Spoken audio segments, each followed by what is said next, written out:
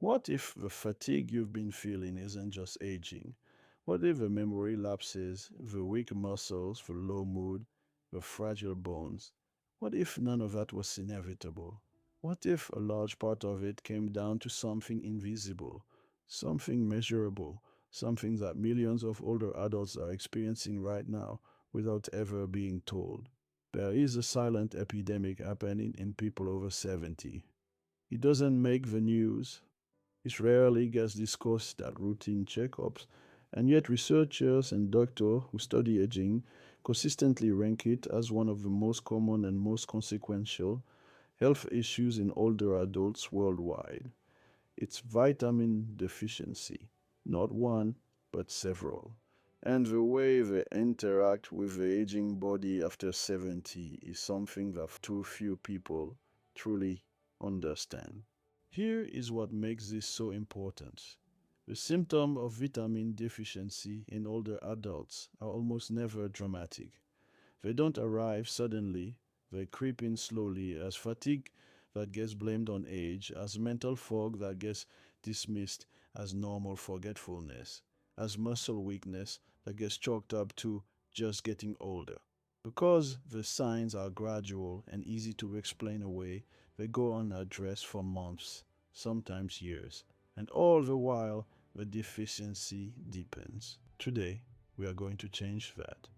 We are going to walk through the most critical vitamins that the body struggles to maintain after 70. Why deficiency happens, what it does to the body, how to recognize the signs, and most importantly, what can actually be done about it. This is not a video about taking handfuls of supplements and hoping for the best. This is about understanding your body at a deeper level and giving it what it genuinely needs to function well, feel well, and live well. Because feeling good after 70 is not just luck, it is knowledge put into action. Let's begin. Number one, vitamin D, the deficiency. 80% of seniors have approximately 4 minutes. If there is one vitamin that deserves to be called the silent epidemic of aging, it is vitamin D. Studies consistently estimate that between 70 and 80% of adults over the age of 70 have insufficient levels of vitamin D. That is not a small minority. That is the overwhelming majority, and most of them have no idea. Why is this so common? The answer lies in a combination of factors that converge almost perfectly at this stage of life.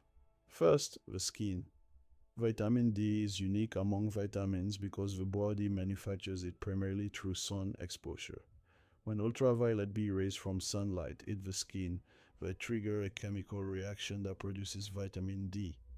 But after 70, the skin's capacity to carry out this reaction drops by approximately 75% compared to a young adult. The same amount of sunlight that would adequately supply a 30-year-old produces only a fraction of the vitamin D in someone over 70. This alone would be a serious problem, but it's compounded by the fact that many older adults spend less time outdoors, live in climates with limited winter sunlight, and often cover their skin when they do go outside.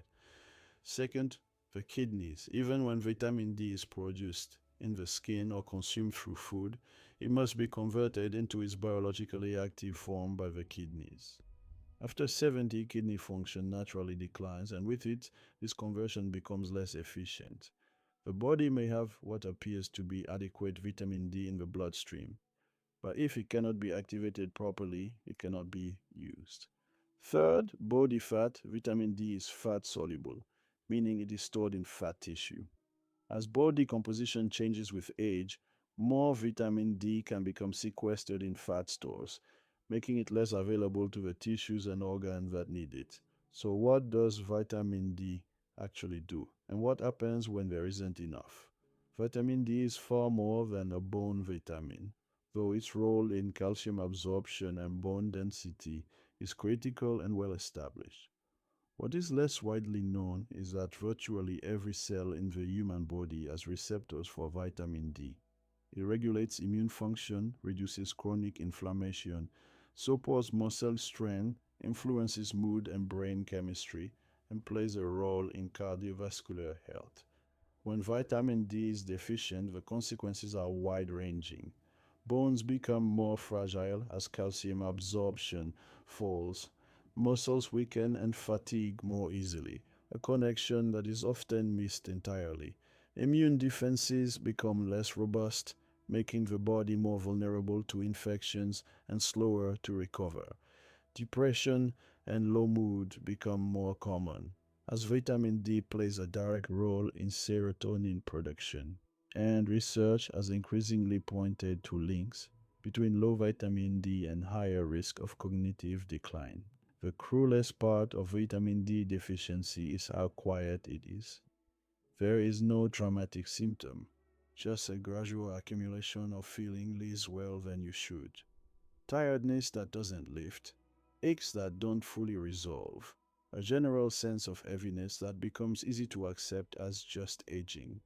A simple blood test measuring a compound called 25-hydroxyvitamin D can reveal levels with precision. Most doctors consider levels below 20 nanograms per milliliter deficient, and many specialists in aging argue that optimal levels for older adults are considerably higher, around 40 to 60 nanograms per milliliter.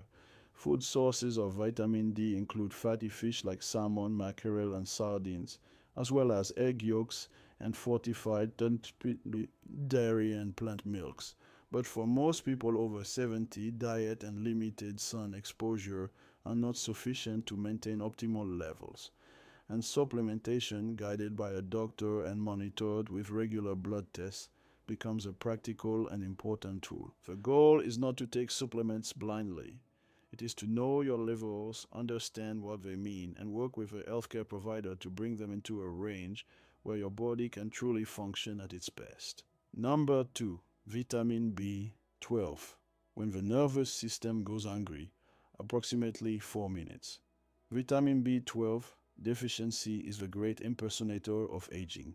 Its symptoms: fatigue, memory problems, difficulty concentrating, tingling or numbness in the hands and feet, unsteady walking, low mood, are so easily attributed to normal aging that it is routinely missed, even by experienced physicians.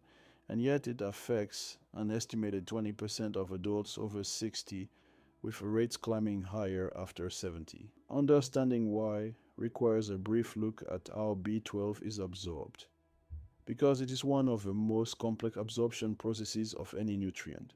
Vitamin B12 is found almost exclusively in animal products, meat, fish, eggs, and dairy. But consuming it is only the first step. To be absorbed into the bloodstream, B12 must first be freed from the proteins in food by stomach acid.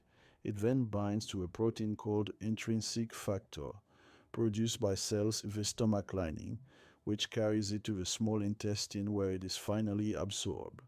After 70, this entire process becomes compromised at multiple points. Stomach acid production declines significantly, a condition called hypochlorhydria, which means B12 cannot be properly freed from food proteins. The cells producing intrinsic factor may also become less active. And certain medications extremely common in older adults, particularly proton pump inhibitors used for acid reflux and metformin used for diabetes, further suppress stomach acid and compound the deficiency. The result is that an older adult can be eating adequate B12 in their diet and still become deficient, because the machinery needed to extract and absorb it has become less reliable. What B12 does in the body is fundamental. It is essential for the production of red blood cells. Without it, the body produces large misshapen cells that cannot carry oxygen efficiently, leading to a form of anemia that causes profound fatigue and weakness. It is critical for the health and maintenance of the myelin sheath, the protective coating around nerve fibers that allow signals to travel quickly and accurately through the nervous system. When myelin is damaged by B12 deficiency, the neurological symptoms begin. Tingling and numbness that often starts in the feet and hands difficulty with balance and coordination, and in more advanced cases, genuine cognitive impairment. B12 deficiency can cause memory problems, confusion, and mood changes that are clinically distinguishable from early dementia. This is one of the most important facts in senior health because, unlike dementia, B12 deficiency is treatable. When caught and corrected, many of its neurological and cognitive effects can be reversed, particularly if addressed before damage has become severe. The tragedy is that it is so frequently missed. Our routine blood test includes B12 levels, but the standard reference ranges used by most labs are widely considered too low by researchers specializing in this area. Someone can fall within the normal range and still have levels that are functionally insufficient for neurological health. For older adults who eat animal products regularly, B12 fortified foods and supplements in the methylcobalamin or cyanocobalamin form are effective. For those with significant absorption problems, B12 injection, which bypass the digestive system entirely, may be necessary and can produce remarkable improvements in energy, neurological function, and mood. If you have been feeling mentally slow, unusually tired, or have noticed tingling in your extremities, a B12 check is not optional. It is urgent. Number 3. Magnesium, the mineral. 300 function depend on approximately 3 minutes. Magnesium is involved in more than 300 enzymatic reactions in the human body. It plays a role in energy production, protein synthesis, muscle and nerve function, blood sugar regulation, blood pressure control, and bone formation. It is, in the most literal sense, fundamental to life. And yet, surveys consistently show that the majority of older adults do not consume enough of it, and that even among those who do, absorption becomes less efficient after 70. The reasons are familiar by now. Reduced stomach acid impairs magnesium absorption from food. Kidney function changes alter how efficiently the body retains magnesium rather than excreting it. And several common medications, diuretics, proton pump inhibitors, and certain antibiotics, actively deplete magnesium from the body. What does low magnesium feel like? Often it feels like muscle cramps, particularly at night, the kind that jolt you awake with sharp pain in the calves or feet. It feels like difficulty sleeping. As magnesium plays a central role in regulating the nervous system's transition into rest. It feels like anxiety, irritability, or a low level restlessness that has no obvious cause. It feels like fatigue and weakness. It feels like a heart that occasionally flutters or beats irregularly. None of these symptoms scream magnesium deficiency. They whisper it in ways that are easy to explain away. Low magnesium also silently undermined bone health. Magnesium is required for the activation of vitamin D, meaning that even if vitamin D levels appear adequate in the blood, they cannot function properly without sufficient magnesium. The two work in tandem, and deficiency in one compromises the effectiveness of the other. Magnesium-rich foods include leafy green vegetables like spinach and Swiss chard, nuts and seeds, particularly pumpkin seeds and almonds, legumes, whole grains, and dark chocolate. Increasing these foods in the daily diet is the gentlest and most sustainable approach. For those who supplement, magnesium glycinate and magnesium citrate are generally better tolerated and absorbed than magnesium oxide, which is the cheapest and most common form found in basic supplements but has poor bioavailability. Number 4, vitamin K2, the unsung guardian of bones and arteries. Vitamin K2 is perhaps the least known vitamin on this list, and yet its role in healthy aging after 70 is quietly profound. Most people have heard of vitamin K in the context of blood clotting, but K2, a distinct form of vitamin K, has a very different and very specific job. It directs calcium to where it belongs in the body and away from where it causes harm. Here is the problem that K2 solves. When the body absorbs calcium, helped by vitamin D, that calcium needs to be guided into bones and teeth, where it provides strength and structure. What K2 does, through activating specific proteins in the body, is essentially act as a traffic director for calcium. It activates osteocalcin, a protein that anchors calcium into bone, and it activates matrix glia protein, which actively prevents calcium from depositing in the walls of arteries and soft tissues. When K2 is insufficient, this guidance system falters. Calcium absorbed from food and supplements may end up in the wrong places, building up in arterial walls where it contributes to stiffness and cardiovascular risk, while simultaneously being underdeposited in bones where it is needed for strength. This is sometimes called the calcium paradox, a situation where a person can have both arterial calcification and osteoporosis at the same time. After 70, dietary K2 intake tends to be low because its best food sources, fermented foods like natto, a Japanese fermented soybean dish, as well as certain aged cheeses and grass-fed animal products are not staples in most Western diets. And because K2's role is not widely taught even in medical education, its deficiency rarely gets investigated. The relationship between K2, vitamin D, calcium, and magnesium is one of the most important nutritional stories in healthy aging. These nutrients work as a team, and optimizing one while ignoring the others produces incomplete results. Anyone over 70 taking calcium or vitamin D supplements should ask the doctor about whether K2 should be part of that conversation. Number 5, folate and the homocysteine connection. The final deficiency we need to talk about is folate, vitamin B9, and its critically important relationship with a compound called homocysteine. Homocysteine is an amino acid that forms naturally in the body as a byproduct of protein metabolism.